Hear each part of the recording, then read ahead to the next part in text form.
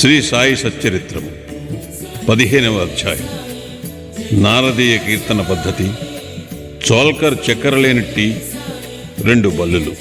6వ అధ్యాయంలో షిరిడీలో జరుగు శ్రీరామనవమి ఉత్సవము ఎట్లు ప్రారంభమయ్యను.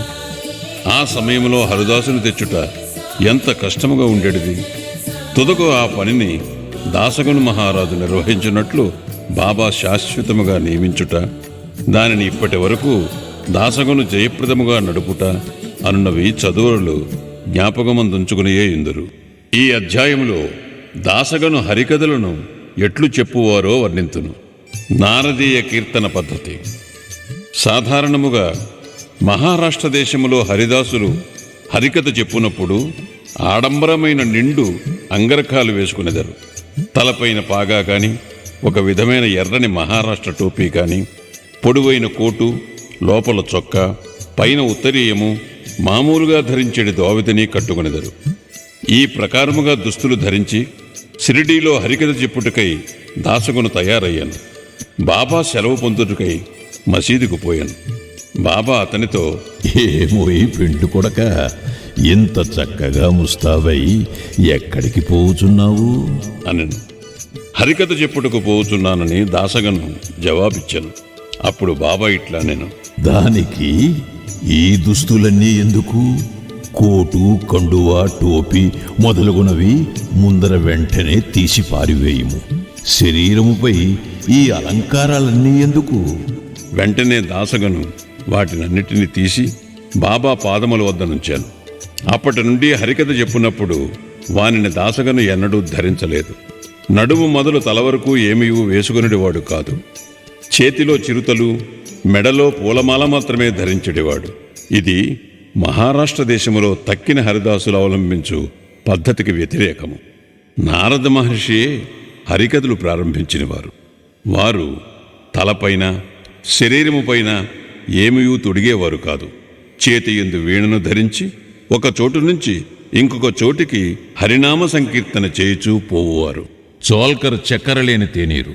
పూనా, అహ్మద్నగర్ జిల్లాలలో బాబాను గూర్చి అందరికీ తెలియను గాని నానాసాహెబ్ చాందోర్కర్ ఉపన్యాసముల వల్లను, దాసగును హరికథల వల్లను బాబా పేరు కొంకణ దేశమంతయూ ప్రాకెను.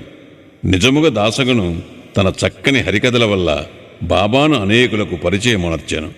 హరికథలు వినుటకు వచ్చిన వారికి అనేక రుజులుండును. కొందరు హరిదాసు గారి పాండిత్యమునకు సంతసించెదరు, కొందరికి వారి నటన, కొందరికి వారి పాటలు, కొందరికి హాస్యము, చమత్కారము, సంతసము కలుగుచేయును. కథాపూర్వమున దాసుగారు సంభాషించు వేదాంత విషయములు వినుటకు కొందరు, అసలు కథను వినుటకు కొందరు వచ్చెదరు. వచ్చిన వారిలో చాలా కొద్ది మందికి మాత్రమే భగవంతుని యందు గాని, యోగుల యందు కాని ప్రేమ విశ్వాసములు కలుగును. కానీ దాసగని యొక్క హరికథలు వినవారల మనస్సులపై కలుగు ప్రభావము అతి సమ్మోహనకరముగా నుండెను. ఇచ్చట ఒక ఉదాహరణమునిచ్చెదను. ఠానాలో ఉన్న కౌపీనేశ్వరాలయములో ఒకనాడు దాసగన్ మహారాజు హరికథ చెప్పుచు సాయి మహిమను పాడుచుండెను. కథను వినుటకు వచ్చిన వారిలో చోల్కర్ ఎనున్నతడుండెను. అతడు పేదవాడు. ఠానా సివిల్ కోర్టులో గుమస్తాగా పనిచేయుచుండెను. అతడు దాసగను కీర్తన అతి శ్రద్ధగా వినెను. వాని మనస్సు కరిగెను. వెంటనే అక్కడికక్కడే మనస్సునందు బాబాను ధ్యానించి ఇట్లు బ్రొక్కుకొనెను. బాబా, నేను పేదవాడను. నా కుటుంబమునే నేను పోషించుకొనలేకున్నాను. మీ అనుగ్రహము చేత సర్కారు వారి పరీక్షలో ఉత్తీర్ణుడనై స్థిరమైన ఉద్యోగము లభించినచో నేను షిరిడీకి వచ్చేదను. నీ పాదములకు సాష్టాంగ నమస్కారము చేసేదను. నీ పేరున కలకండ పంచిపెట్టెదను. బాబా కృపచే చోల్కర్ పరీక్షలో పాస్ అయ్యాను. స్థిరమైన ఉద్యోగము దొరికాను. కనుక మొక్కు చెల్లించవలసిన బాధ్యత ఎంత త్వరగా తీర్చినచో అంత బాగుండుననుకున్నాను. చోల్కర్ పేదవాడు. వాని కుటుంబము చాలా పెద్దది.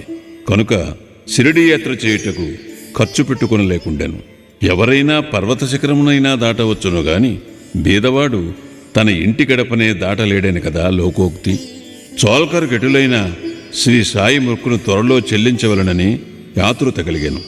కావున తన సంసారమునకు అగు ఖర్చులను తగ్గించి కొంత పైకమును మిగుల్చవలనని నిశ్చయించుకొనెను. తేనీటిలో వేయు చక్కెరను మాని ఆ మిగిలిన ద్రవ్యమును దాచుటకు ప్రారంభించెను. ఈ విధముగా కొంత ద్రవ్యమును మిగిల్చిన పిమ్మట షిరిడీకి వచ్చి బాబా పాదములపై పడెను. ఒక టెంకాయ బాబాకు సమర్పించాను. తాను మొక్కుకున్న ప్రకారము కలకండ పంచిపెట్టాను. తన మనస్సులోని కోరికలన్నీ ఆనాడు నెరవేరినవనియు తనకు ఎంతయో తృప్తిగా ఉన్నదనియు బాబాతో చెప్పాను. చోల్కర్ బాపు సాహెబ్ జోగు గృహమందు దిగెను. అప్పుడు వీరిరువురూ మసీదులో నుండిరి. ఇంటికి పోటుకై వారు లేచి నిలువగా బాబా జోగును పిలిచి ఇట్లనెను. నీ అతిథికి టీ కప్పులో విరివిగా చక్కెర వేసి ఇమ్ము. ఈ పలుకులలోని భావమును గ్రహించిన వాడి సోల్కర్ మనస్సు కరిగాను. అతడు ఆశ్చర్య నిమగ్నుడయ్యాను. వాని కండు బాష్పములచే నిండెను. తిరిగి బాబా పాదములపై పడెను. జోగు కూడా ఈ మాటలు విని టీ కప్పులో చక్కెర ఎక్కువగా కలుపుటైన దాని భావము ఏమై ఉండునని యోచించెను. బాబా తన పలుకులచే సోల్కర్ మనస్సునందు భక్తి నమ్మకములను కలుగుజేయవలనని ఉద్దేశించాను. వాని మొక్కు ప్రకారము తనకు రావలసిన కండ చక్కెర ముట్టినదనియు తేయాకు నీళ్లలో చక్కెరను ఉపయోగించకపోవటయను రహస్య మనోనిశ్చయమును చక్కగా కనుగొన్ననియు చెప్పెను. బాబా ఇట్లు చెప్పనుద్దేశించాను. నా ముందర భక్తితో మీ చేతులు చాపినచో వెంటనే రాత్రింబవళ్ళు మీ చెంతనే ఉండెదను. నా దేహము ఇచ్చట ఉన్నప్పటికీ సప్త సముద్రములకవ్వల మీరు చేయుచున్న పనులు నాకు తెలియను. ప్రపంచమున మీకిచ్చవచ్చిన చోటుకు పోవుడు నేను మీ చెంతనే ఉండెదను. నా నివాస స్థలము మీ హృదయమునందే గలదు.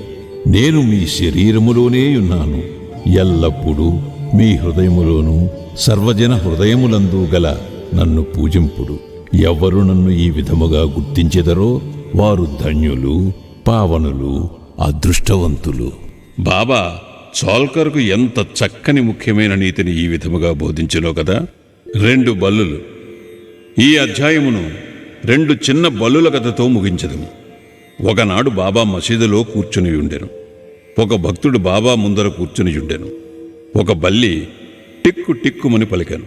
కుతూహలమునకై ఆ భక్తుడు బల్లి పలికిన దానికి అర్థమేమని బాబాని అడిగాను. అది శుభశకునమా లేక అశుభమా అని ప్రశ్నించాను. తన చెల్లెలు ఔరంగాబాదు నుండి తనను చూచుటకు వచ్చునని ఆ బల్లి ఆనందించుచున్నదని బాబా పలికెను. అప్పుడు భక్తుడు నిర్ఘాంతపోయి కిమ్మనక కూర్చుండెను. బాబా పలికిన దానిని అతడు గ్రహించలేకుండెను. కొంత తడివైన పిమ్మట ఔరంగాబాదు నుండి ఎవరో గుర్రముపై బాబా దర్శనమునకై షిరిడీకి వచ్చిరి. అతడింకనూ కొంత దూరము పోవలసి ఉండెను.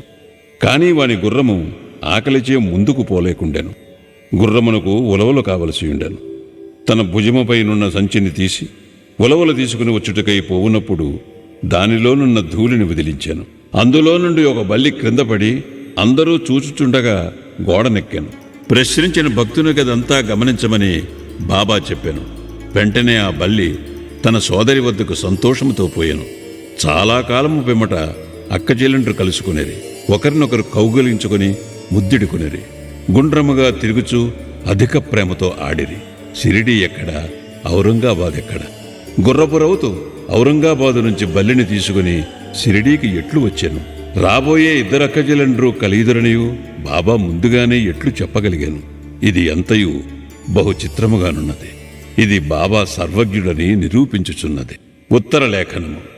ఎవరైతే ఈ అధ్యాయమును భక్తి శ్రద్ధలతో నిత్యము పారాయణము చేసిదరో వారి కష్టములన్నయు శ్రీ సాయినాథుని కృపచే తొలగును. 15వ అధ్యాయము సంపూర్ణము. సద్గురు శ్రీ సాయినాథార్పణమస్తు. శుభం భవతు.